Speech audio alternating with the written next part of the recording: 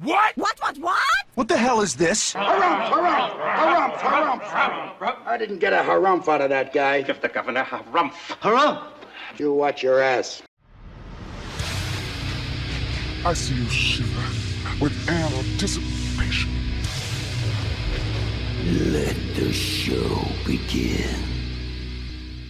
Hey everybody, this is David Heretic coming at you with another edition of Reactions, Reviews, and Rants. And tonight, okay, I hope that's the name of the band, making their debut on the channel tonight, we have, I really hope this is the name of the band, we have The End of the Ocean. Yes, indeed, how about that? The End of the Ocean making their debut on the channel. Before we go any further, for those of you who are feeling inclined to doing all of the clicks and the likes and the bibbidi bob, do me a favor, before you do all that stuff, please watch the whole video first, okay? Give me a chance to actually earn those clicks and likes. Now, after the video's done, if you still feel like doing all those clicks and likes, then by all means, feel free to click away. This comes as a request from Rudy Zimmerman, and Rudy wanted to see me react to this song, By the End of the Ocean, and this is a bit of a mouthful, so brace yourself. The name of the song is We Always Think There Is Going to Be More Time. Time is an illusion. Yeah, and the basketball. The only time now is party time. Now, have I heard the song before? No, I have not. To the best of my knowledge, this does not resonate with me in any way, shape, or form. However, there's always a possibility I may have heard the song in passing and I just don't realize it. So as always, if I start listening to the song and I suddenly go, wait a minute, wait a second, I recognize this song, I'll let you know. That's the truth. You know me, I'm gonna be honest with you guys. This was posted by Audio Tree, okay? And the video has 5,700 views. Not gonna get you there, sorry. Not like I'm sure everything's gonna be fine with this song. I'm sure everything's gonna sound fine. I'm sure everything's gonna be just, dandy with this. I'm just saying, 5,700 views, it's not gonna get you there. Other than that, there's really nothing else left to say. Link to the original video will be down below in the video description for your viewing pleasure at your leisure. Let's get started. What do you say? Are you ready? Are you ready? Because here we go. All right, here we go. The End of the Ocean. We always think there's going to be more time. Audio Tree Live. Cool. All right, let's do this. All right, boy, let's do this.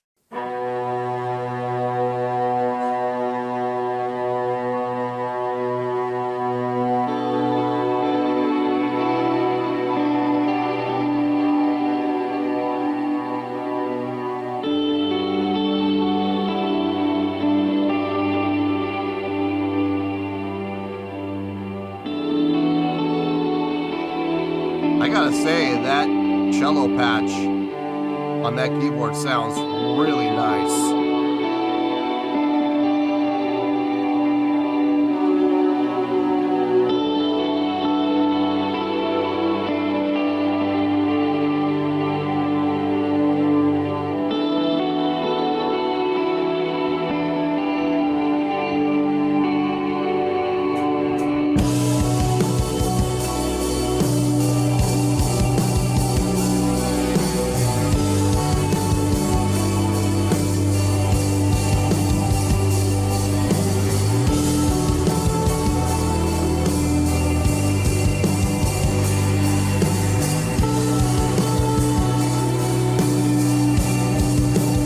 The old Evo.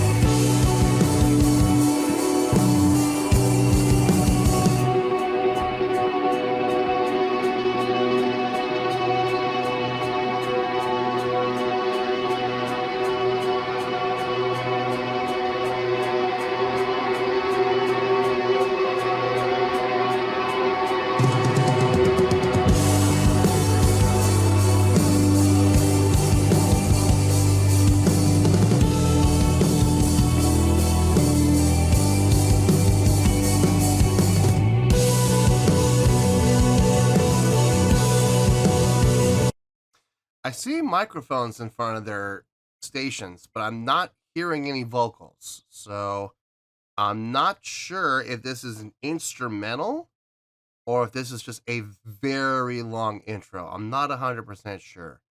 If it's instrumental, then why bother having the mics? I honestly do not have an answer for you on that one. Then again, they may be playing other songs, during the course of this session where they do have vocals. I don't know. The jury is on that one.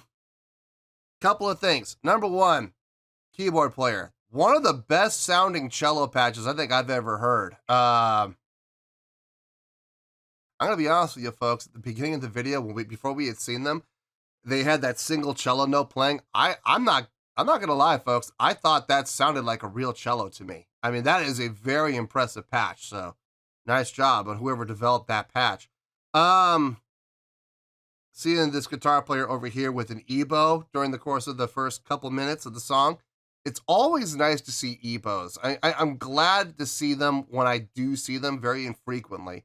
It's a very specialty tool, not a tool you're going to use on every single song, obviously. But when a song like this comes along, where you can utilize an EBow to get that nice sustained note usage without using a pick to have that percussive attack, instead of having the EBow come in and give it a much nicer legato feel attack. It's a nice tool to have. And it was really, I think it's a really good decision on his part to utilize the EBow. Could he have done it with his pick? Yeah, he probably could have. I got absolutely no doubt about that. But I think a lot of the subtlety of what he was doing would have been lost because he would have had that pick attack. So I personally think the EBow was the right choice. Everything else sounded really good. The mix across the board sounds really nice. I can hear the bass player. And I don't even really have to dig very far to find him. I mean, you have to take off the top layer of soil a little bit to find him. But I mean, once you do that, he's easy to find. So I think the mix is really nice across the board on this. Let's keep going. Let's see where this goes.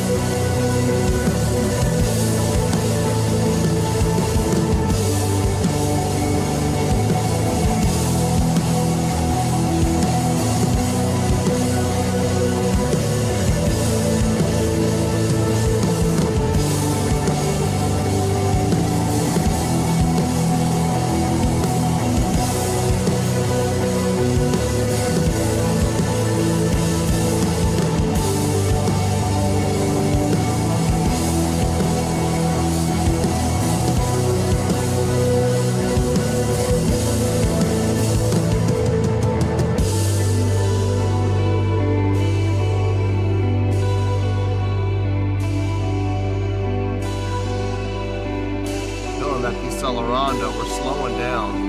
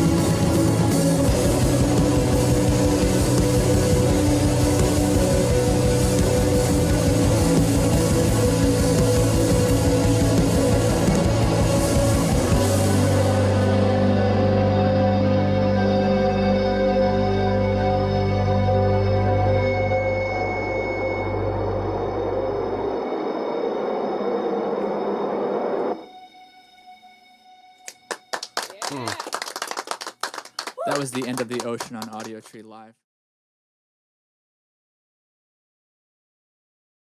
I have mixed feelings. I have mixed feelings on this. I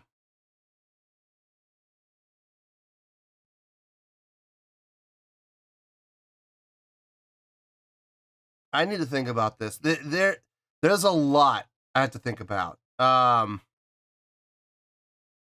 And a lot of things I have to take into account when it comes to a score.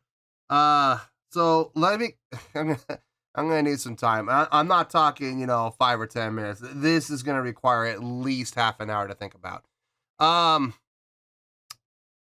Give me some time to think about this. I'll see you in the review and we'll talk about it.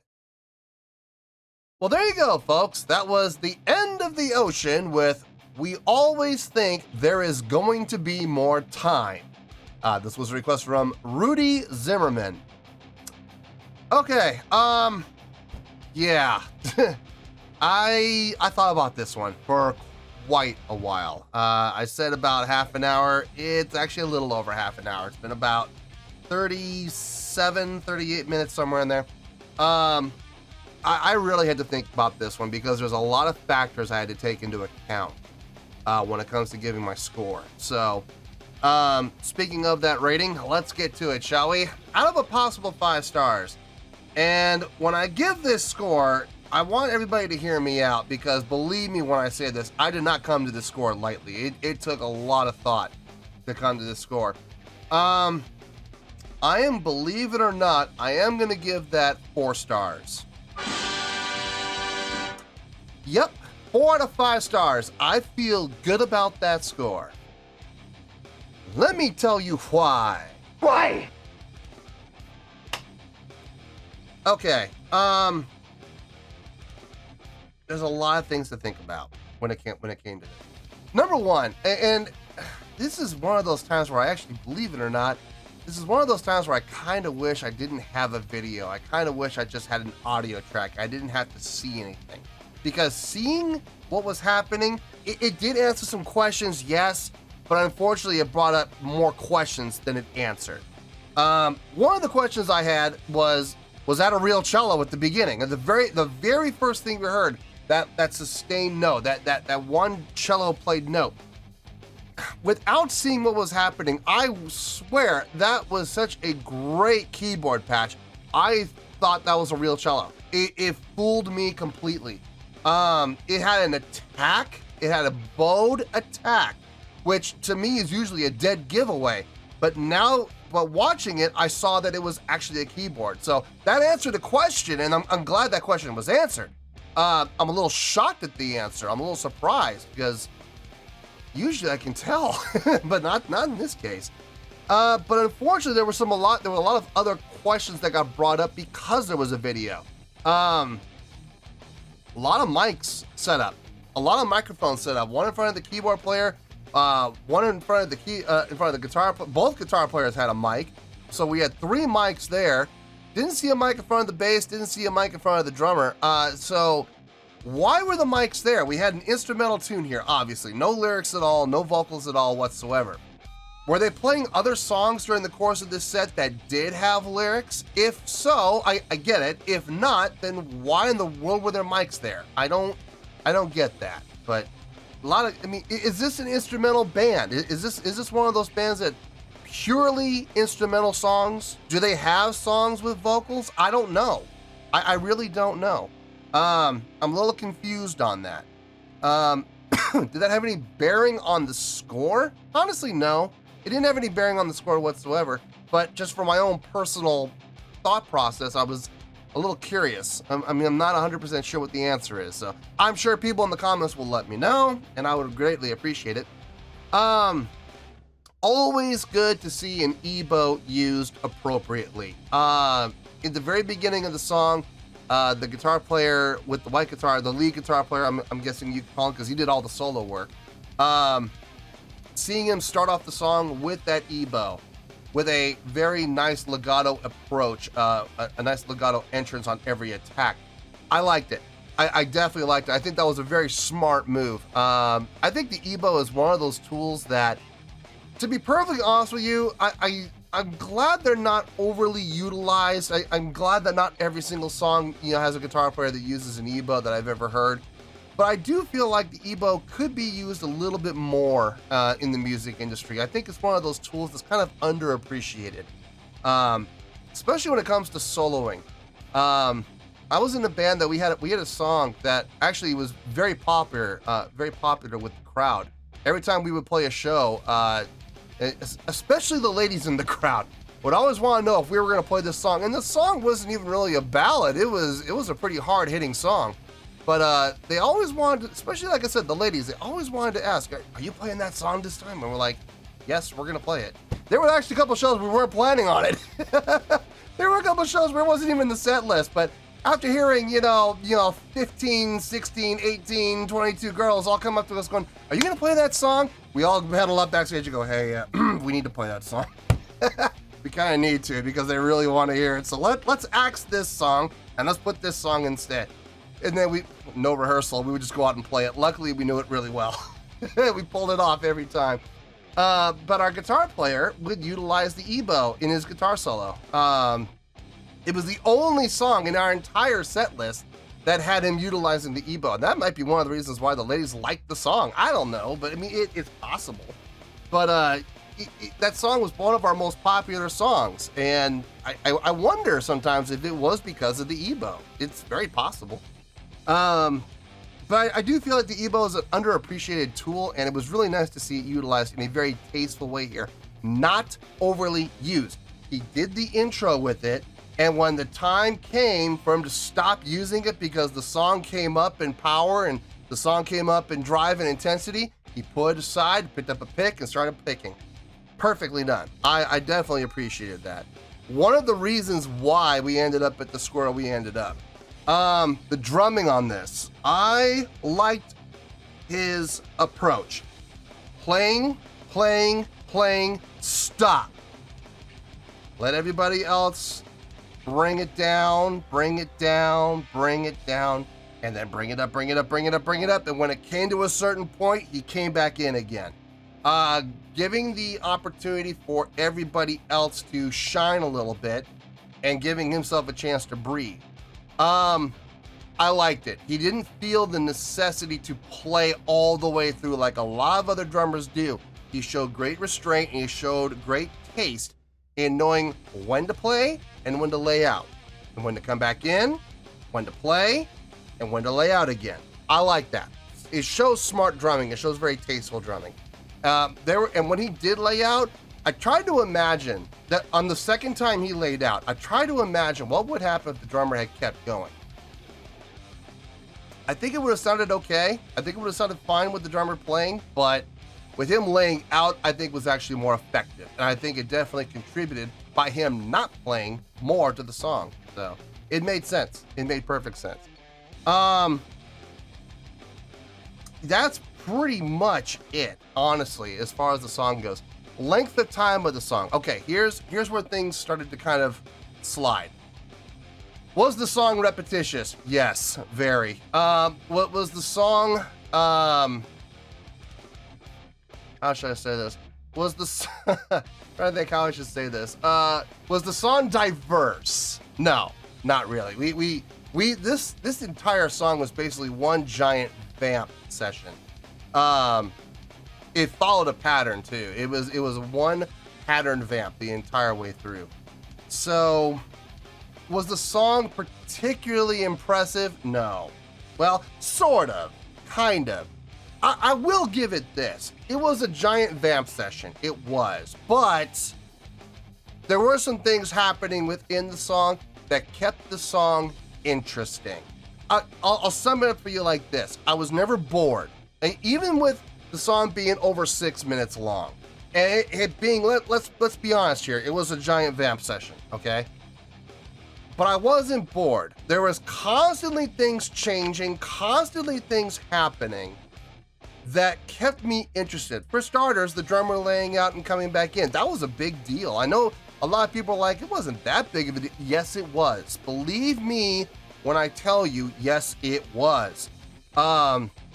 Switching around who takes the lead. It was after the second or third time that the drummer laid out, the bass player took the lead for about 16 measures, and that was interesting. And then everybody came back in, the guitar player took the lead again. That was interesting. There was always something happening that was a little bit different that happened over the vamp session. Let's keep things in perspective here. It was still a giant vamp session, but there were constantly things happening that kept my interest and kept me vested. So I was never bored. I never felt like nodding off. I never felt like taking a nap. I never, dozed out or faded out or zoned out. No, I was vested in the song for sure.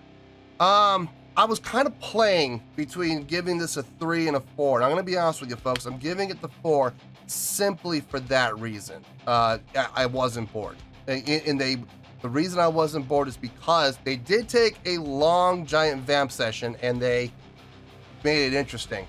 Now, if the song had been longer, let's say they had extended it out for another vamp, would that have, I'll be honest with you folks, if that had happened and we had gone to 7.5 to 8 minutes, yeah, we'd be looking at 3 stars. We would definitely be looking at 3 stars without question. But they ended it, and like I said, about the 6.5 minute mark. I think it was about a 6 minute and 30 second song, about that. So it made it. They cut it off. They didn't go any further than they absolutely had to. So yeah, 4 stars. I feel good with that rating. I do. Like I said, I was playing between a 3 and a 4. I'm gonna give it the 4 simply because I wasn't bored. So yeah, 4 stars. I feel good with that score, and that is where we're gonna stay. So 4 out of 5 stars. Final score. I have spoken. Well, that's going to do it for this edition of Reactions, Reviews, and Rants. Hope you all enjoyed the show. Hopefully I was able to entertain you. If I was able to put a smile on your face and brighten your day, then did my job, and I'm so glad I could do it.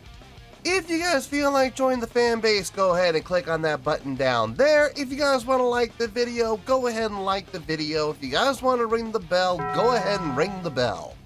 It honestly doesn't make any difference at all to me. But if you guys feel like doing these things, well then by all means, feel free to do so. Well, that's going to do it for the night, folks. Thank you very much for watching. And as always, this is David Heretic signing off, reminding you to stay fabulous and support each other. Later. Peace.